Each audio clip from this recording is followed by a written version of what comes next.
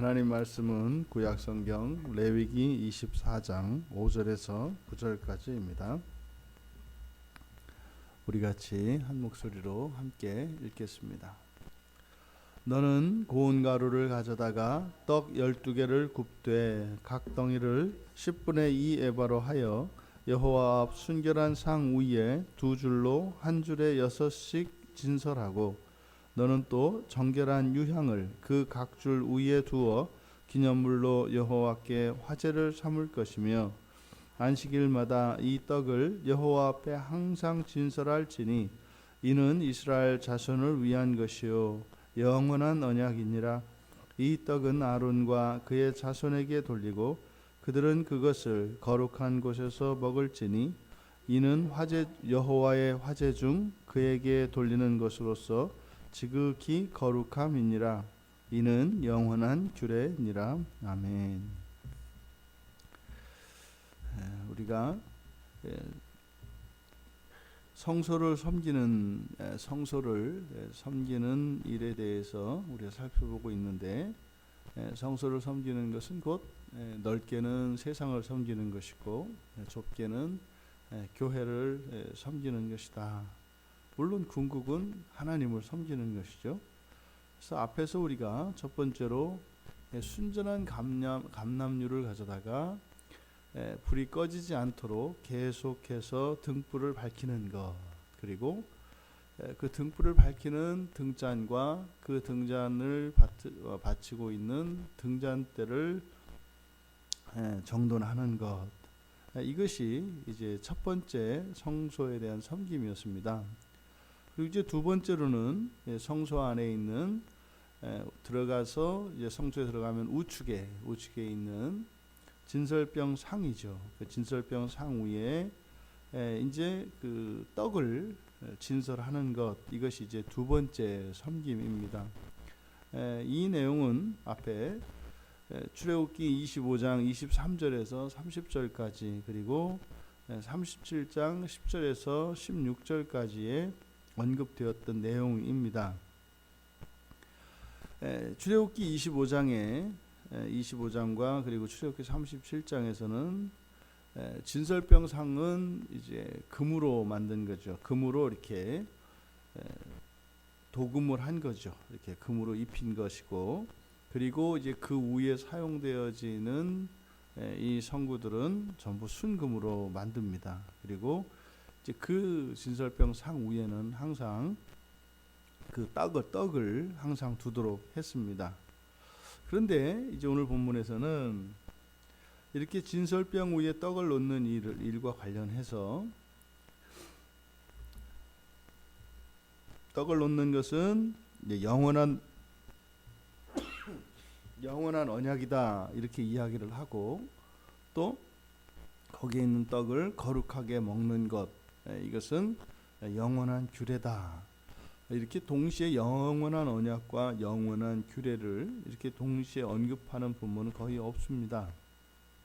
매우 특별한 본문인데, 특히 이 영원한 언약이다, 굉장히 이제 중요한 주제가 이 언약이라고 하는 주제인데, 그래서 우리가 장차 이 세상의 시작부터 끝날에 이르기까지 우리가 마침내 그 영원한 하나님의 도성 새 예루살렘 성에 이르기까지, 또 그 이전에 주님께서 다시 오시는 그 재림 사건과 함께 역사 속에 실현되어지는 그 하나님 나라, 그러니까 천년 왕국으로 일컬어지는 그 하나님 나라에 이르기까지 모든 그 과정과 큰 변화에 우리 변화, 그리고 그 구원의 완성의 기초는 바로 언약입니다. 우리가 예수 그리스도를 믿는 사람들이 그리스도를 믿는 믿음 안에서 얻게 되는 구원, 그 구원은 좁게는 우리가 일상생활에서 우리의 필요, 우리의 간구를 이루어 주시는 것에서부터, 그리고 종말론적으로는 그 새 예루살렘 성에 이르는 전체의 이 과정이 구원입니다만, 이 구원의 기초는 바로 언약입니다. 그러니까 우리가 하나님의 백성되고 자녀되고 마침내 그리스도의 신부가 되는 이것의 기초, 바로 언약입니다. 우리의 어떤 자격과 우리의 무엇이 아니라 그것은 하나님께서 약속을 하셨기 때문에 그렇게 되는 것입니다. 그래서 종종 우리들이 믿음을 이야기합니다만 이 믿음을 마치 우리의 구원의 자격 조건과 같이 이해하는 경우들이 있습니다. 과연 내 믿음이 나를 구원할까? 우리의 믿음으로는 할 수 있는 것이 아무것도 없습니다. 그것은 믿음으로 구원에 이른다 할 때 그 믿음은 우리의 공로가 되거나 어떤 구원의 자격 요건을 이야기하는 것이 아닙니다. 그것은 믿음의 능력을 말하는 것이죠. 우리의 구원의 기초, 그것은 언약이다. 하나님이 약속하셨기 때문에 약속하신 그것을 하나님께서 이루셔야 하는 겁니다. 이것은 그래서 성경에 기초한 것이죠. 그래서 우리는 하나님께 구하는 모든 것은 이 언약에 기초해서 구하는 것입니다. 하나님을 주시겠다고 하신 것은 반드시 주실 것입니다. 또 하나님이 주시지 않겠다고 하신 것은 우리가 아무리 때를 써도 주시지 않습니다. 그래서 우리가 성경을 아는 일은 너무나 중요하죠. 그래서 성경에 이 언약과 관련해서 여러 언급들이 나오는데 그 가운데 영원한 언약이라고 하는 말은 성경에 자주 등장하는 말이 아닙니다. 이 영원한 언약은 최초로 맨 처음 쓰이는 것이 창세기 9장에서 노아와 맺으신 그 무지개 일명 무지개 언약이라고 하는 것입니다.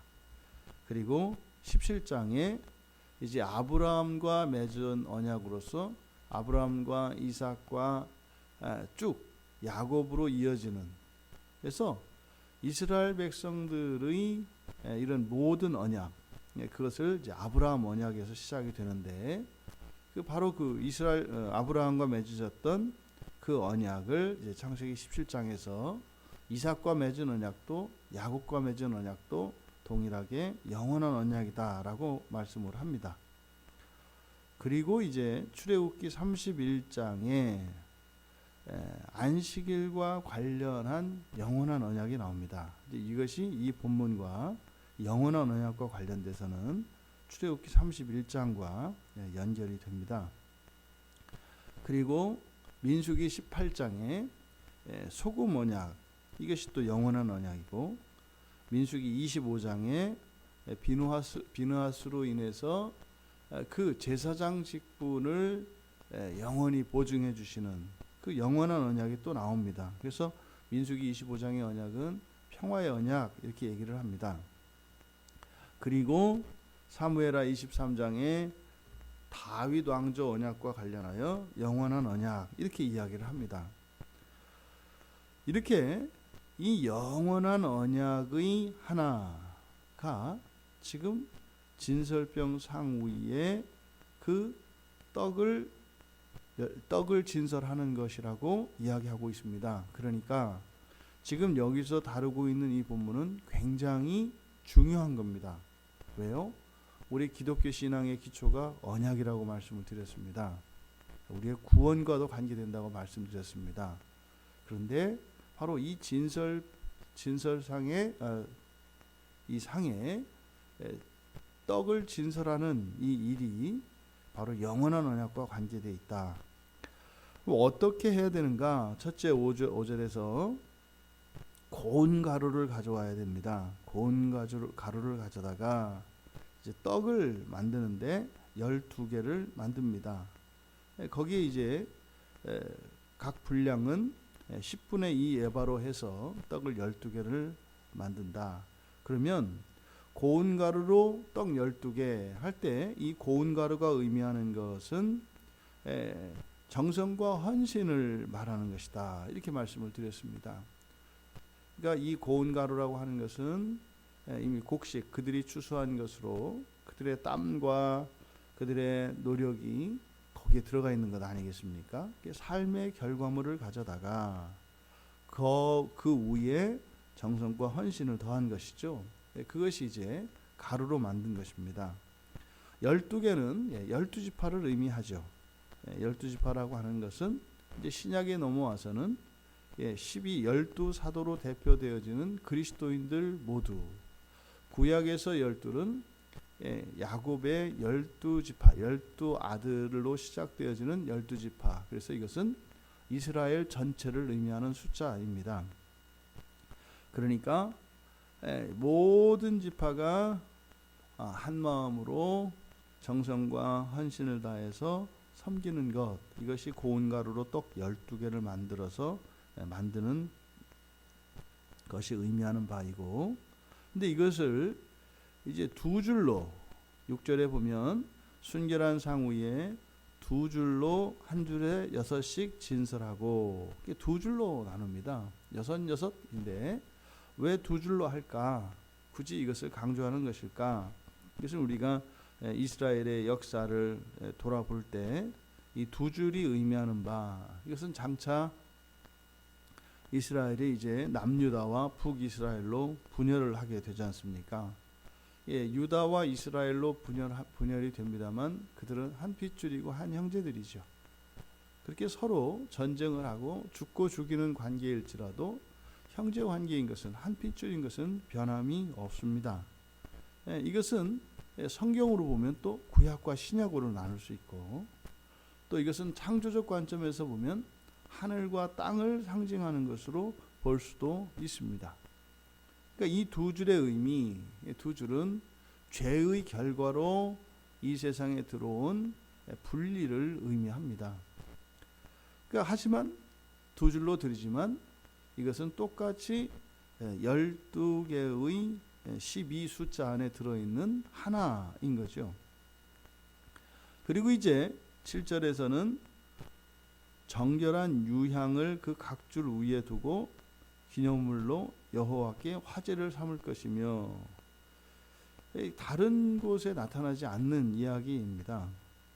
그 떡 위에 떡이 있는데 두 줄로 6개씩 두 줄로 이제 그 순결한 상 위에 진설을 하는데 그 위에 유향을 둔다. 그래서 이것이 무슨 의미인가? 떡 위에다가 유향을 뿌린다는 것인가? 아니면 따로 유향을 그 두 줄 각각에 둔다는 것인가? 이게 정확하게 이것을 알 수는 없습니다. 그런데 여기서 지금 7절에서 이야기하는 것은 그겁니다. 진설병 상위에 떡을 두 줄로 놓는데 거기에 유향을 첨가합니다. 그리고 하나님께 돌리는 것은 이제 여호와의 화제인데, 여호와께 드리는 것이 이제 화제인데, 화제로 원래는 떡을 태워야죠. 떡을 하나님께 드린 것이니까 떡을 태워야 하는데, 떡을 대신해서 무엇을 태운다는 거예요? 유향을 태운다는 겁니다. 그러니까 이 유향이 의미하는 바, 유향은 정결하게 하는 것이거든요. 그러니까 유향을 이 떡 위에 둠으로써 그 떡을 정결하게 하는 효과를 가집니다. 그리고 하나님께 드린 것이지만 실제로 화제로 여호와의 음식으로 드리는 것은 유향을 드린다는 거예요. 떡 대신에. 그리고 그 떡은 제사장들이 먹습니다. 지금 이게 굉장히 상징적인 의미인데, 떡 위에 유향을 뿌린다. 그리고 유향은 하나님께 드리고 떡은 사람이 먹는다. 여러분 여기서 무엇이 생각나십니까? 첫째로는 그리스도의 성찬을 생각나게 합니다. 우리가 성찬을 하면서 주님의 몸과 피를 기립니다. 근데 예수님은 십자가에서 죽으셨잖아요. 십자가에서 죽으셔서 하나님께 이게 제물로 드린 바 되었단 말이에요. 그런데 그 제물로 드린 바 된 예수 그리스도의 그 살과 피를 남은 우리들이 먹습니다. 그러니까 떡에 유향을 얹어서 하나님께, 그러니까 여호와의 상에 진설을 하고 하나님께 드리되 거기서 유향을 태워서 하나님의 음식 삼고 그 떡은 제사장들이 먹게 하시는 이것을 통해서 오늘날 신약교회에서의 성찬을 떠올리게 한다 이 말이에요. 그러니까 하나님께 드리는 우리의 정성과 헌신, 우리의 땀과 노력과 수고 하나님이 그냥 받으시죠. 그런데 그것은 결국은 되돌려 주시는 모양이거든요. 이 본문에서 우리가 마태복음 26장과 마가복음 14장 그리고 누가복음 7장에 등장하는 향유 옥합을 깨트린 여인이 생각이 나요. 예수님께 향유를 부은 사건 말입니다. 예수님께서 그 여인을 그렇게 칭찬하시거든요. 예수님의 사도들도 그 여인만큼 그렇게 존귀하게 되어지고 그렇게 칭찬받는 인물이 없습니다. 그 여인은 어떻게 해요? 온 천하에 복음이 전파되는 곳이면 그녀의 이름이 기억될 것이라고 이야기합니다. 그러니까 어마어마한 이야기입니다. 그럼 도대체 그러니까 우리는 단순히 그 전 재산을 들여서 말이죠. 엄청난 그 가치를 헌신해서 그 향유를 부은 그 사건, 이것을 단지 어떤 물질적인 가치만 생각을 하는데 예수님 당시에 예수님을 위하여 그 헌신한 사람이 어디 한두를 이겠습니까? 오늘날 보아도 그렇게 우리가 신앙 안에서 하나님의 큰 은혜를 받았을 때에 정말 일반인들은 상상할 수 없는 그런 헌신들이 나오게 되어 있거든요. 근데 물론 이 여인의 헌신이 대단히 큰 것이면은 틀림이 없습니다만, 근데 실제로 물질적인 가치만 가지고 예수님이 그렇게 말씀하셨다 하면 이상한 거예요. 그죠? 근데 그 여인이 칭찬을 받은 이유는 뭐냐면 내 장사를 준비했기 때문이다. 이렇게 얘기를 합니다. 그러니까 구약에서 이 떡은 생명의 떡이고 그것은 곧 우리 신약의 백성들에게는 그리스도의 몸을 상징을 해요. 근데 거기에 유향을 부었던 이 여인, 이것은 마치 구약에서 이 진설병 상에 오르는 떡 위에 얹혀지는 유향과 같다 이 말이에요. 그 일을 이 여인이 한 거예요. 그러니까 단순히 예수님께서 이 여인의 그 행실을 이야기하는 것이 아니라 그것을 통해서 우리들에게 교훈을 주시는 것이죠. 그래서 사실 신약에서 예수님 머리에 향유를 부은 이 여인을 통해서 우리 그리스도인들이 그러니까 제사장들이 성소를 섬기는 것처럼 그리스도인들이 이 세상과 교회를 어떻게 섬겨야 하는 것인지의 모본으로서 이 여인을 제시해 주신 것이에요. 없어요, 이런 사람이. 성경에서요, 하나님께서 어떤 인물을 본받아라 이렇게 하는 경우는 매우 드문 경우입니다. 그러니까 이것이 바로 왜 이 여인에게 예수님께서 이렇게 말씀하셨는가 보니까 바로 이 성소를 섬기는 일 가운데 영원한 언약과 관련된 것이기 때문에 그 유향을 올리는 것, 이것과 관련해서 바로 그 여인을 그렇게 칭찬하고 인정해 주신 것임을 우리가 알 수 있습니다. 그런데 이것은 곧바로 안식일로 연결을 시키고 있습니다. 이 7절에서 정결한 유향에 대해서 언급을 하고 8절에서 안식일마다 이 떡을 여호와 앞에 항상 진설할지니, 이것을 지금 안식일과 연결시키고 있어요. 안식일은 우리 주일과 연결이 됩니다. 근데 이 떡을 여호와 앞에 항상 진설해야 된다. 그러니까 안식일에 이 떡을 진설하는 것은 영원한 언약이다. 그럼 떡은 누굽니까? 예수 그리스도시란 말이에요. 그 예수 그리스도가 예배의 주일의 중심이고 예배의 중심이신 거죠. 그랬을 때래야 우리가 온전히 교회를 섬기고 세상을 섬기되 온전한 섬김이 될 수 있다는 겁니다. 그런데요, 이 안식일과 영원한 언약을 연결짓는 본문이 출애굽기 31장이거든요. 출애굽기 31장에 보면은요, 안식일에 대한 이야기가 어디에 나오냐면 바로 앞에 31장 앞에서 성소에 필요한 이런 성구들을 성구 제작과 관련된 명령이 나옵니다.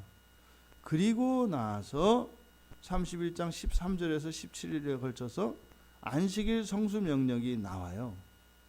그러니까 이 성소를 섬기는 것과 안식일 사이에 모종의 관계가 있음을 암시합니다.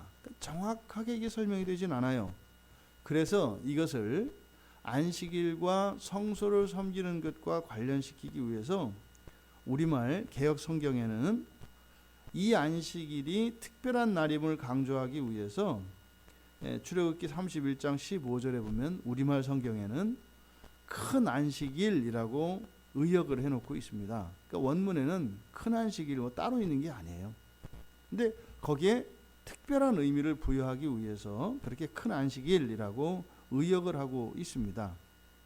또 출애굽기 31장 17절은 이것을 이 안식일을 영원한 표징이라고 말씀하고, 이것을 또 여호와께서 엿새 동안에 천지를 창조하시고 일곱째 날에 쉬셨던 것, 다시 말해서 창조와 이 안식을 다시 한번 연결지어서 설명을 합니다.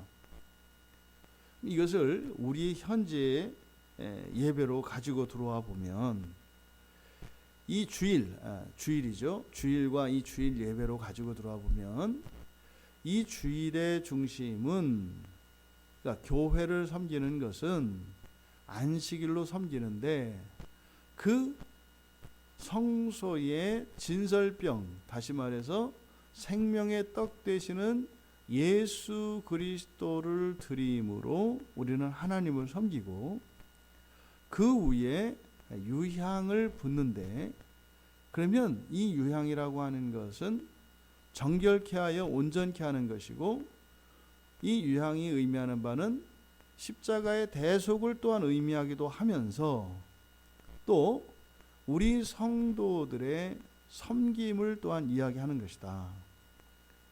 그러면 이 여인이 향유 옥합을 깨뜨렸던 그 여인이 했던 그 행위, 그것은 마치 우리가 신약의 성도들이 주일을 섬기며 하나님을 섬기는 방식에 대해서 말씀을 하신 것인데, 바로 그 유향을 올려놓는 것, 이것이 의미하는 게 무엇일까? 이것은 전적인 믿음입니다. 예수 그리스도에 대한 전적인 믿음입니다. 이것이 유향입니다. 그랬을 때 하나님은요, 우리의 믿음을 받으셔요. 그리고 정작 우리가 드리는 모든 헌신과 모든 예물을 우리에게 되돌려 주신다고요. 근데 그때는 어떻게 돼요?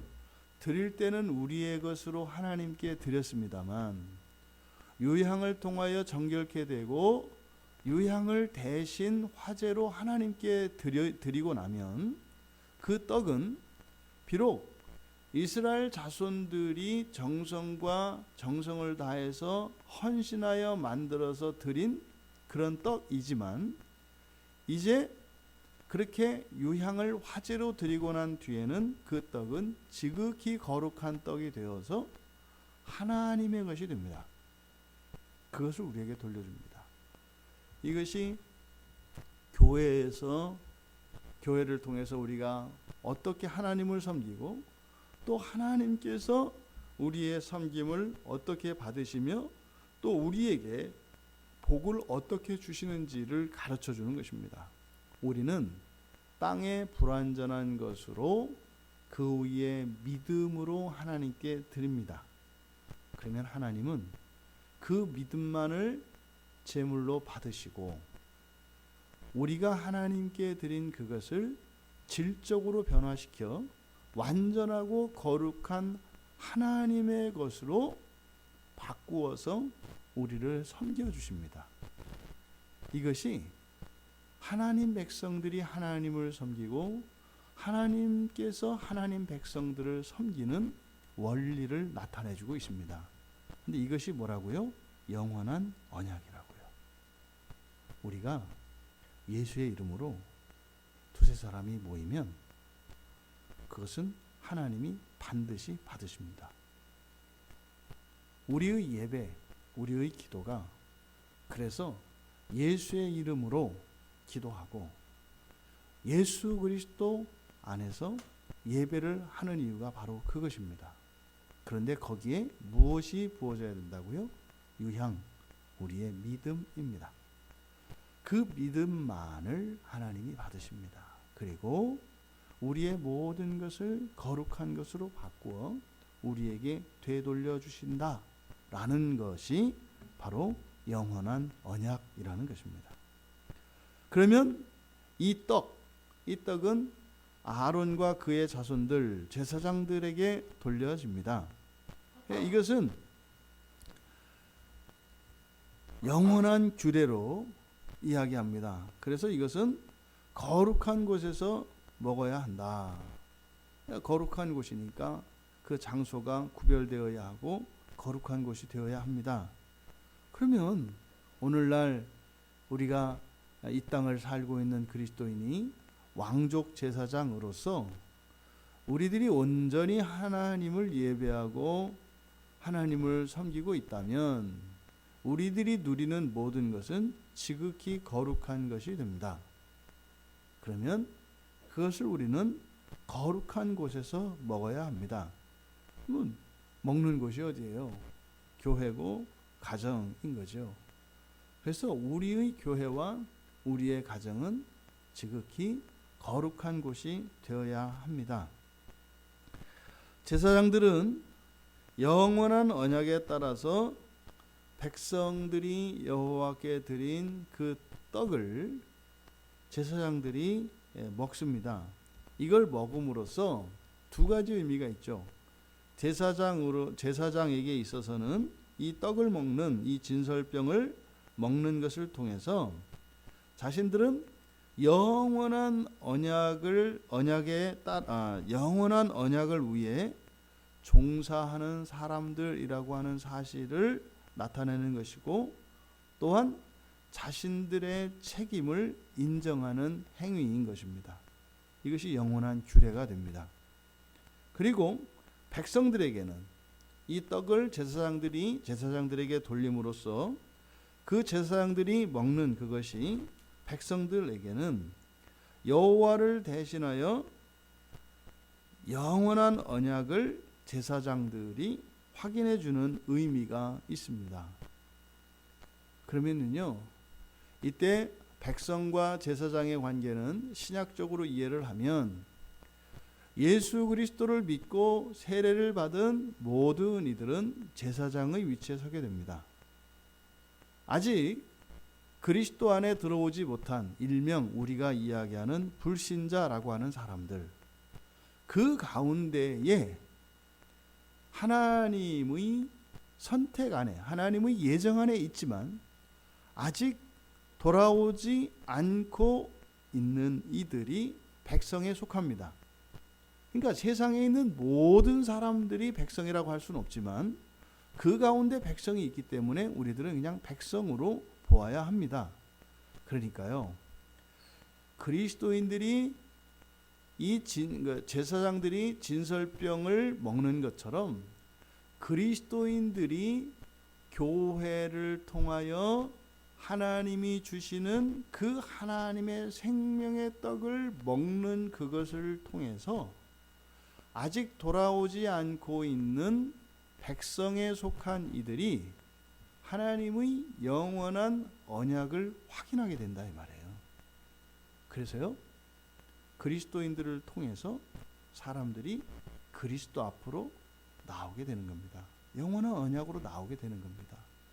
그래서 그리스도인들은 바로 이 진설병을 먹는 것이 영원한 규례는 후카, 종교적인 의무입니다.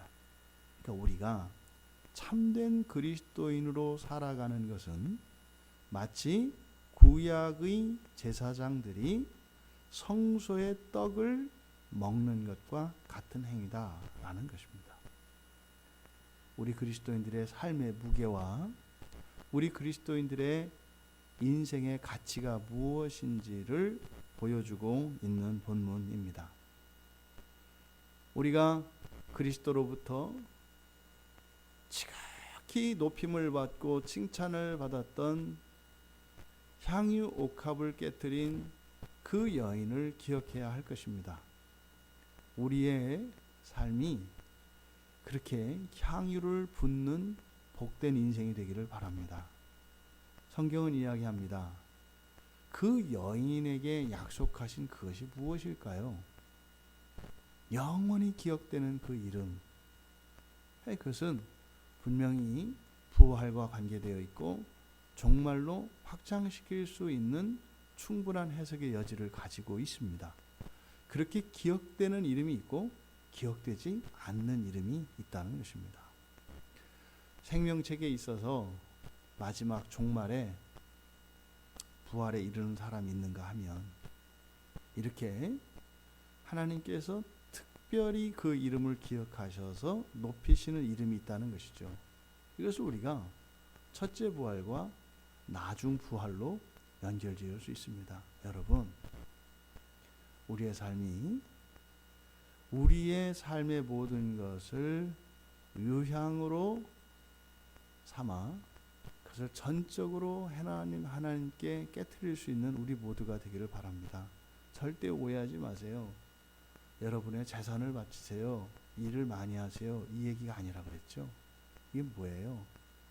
이 유향은 순전한 믿음입니다. 순전한 믿음. 그 믿음을 받으시는 것을 기억하셔야 합니다. 전적으로 하나님을 의탁하고 또 전적으로 하나님만 의지하고 신뢰하면서, 그래서 훗날 우리가 주님 앞에 섰을 때에 향유 옥합을 깨뜨린 그 여인과 동일한 칭찬과 인정을 받으시는 우리 모두가 되시기를 주님의 이름으로 축원합니다. 존귀하신 하나님, 성소를 섬기는 거룩한 일과 관련하여 이 시대를 살아가는 저희들의 인생과 저희들의 신앙을 되짚어 보는 시간을 가졌습니다. 오묘하고 깊은 하나님의 말씀이기에 저희들이 온전히 다 깨닫지는 못하였지만 이 영원한 언약과 영원한 규례로 말씀하신 이 성소의 진설병을 먹고 섬기고 또한 유향을 붓는 이러한 그 절차와 과정을 통하여 저희들의 삶과 신앙을 바로 세워 주님의 인정을 받는 저희들 모두가 되기 원합니다. 저희들에게 순전한 믿음을 허락하여 주셔서 저희들의 인생의 마지막에 저희들의 장사를 준비하고 주님 앞에 기억될 수 있는 저희들 모두가 되기를 간절히 원하오며 예수님의 이름으로 기도하옵나이다. 아멘.